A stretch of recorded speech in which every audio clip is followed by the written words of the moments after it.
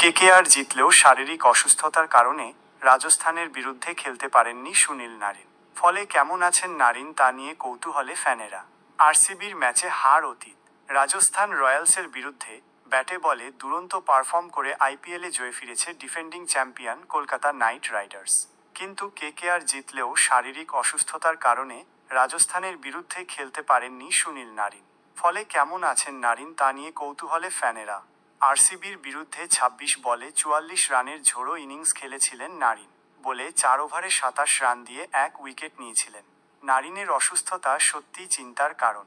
২০২০ সালের পর ২০২৫ সালে সুনীল নারিন কেকেআরের কোনো ম্যাচ খেলা ছাড়েনি।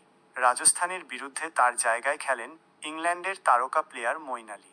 তবে কেমন আছেন নারিন? কেকেআরর তরফ থেকে এখনও কোনো কিছু না জানালেও সূত্রের খবর, সুনীল নারিনের শারীরিক অবস্থা স্থিতিশীল। মেডিকেল টিমের পর্যবেক্ষণে রয়েছেন। মুম্বই ম্যাচে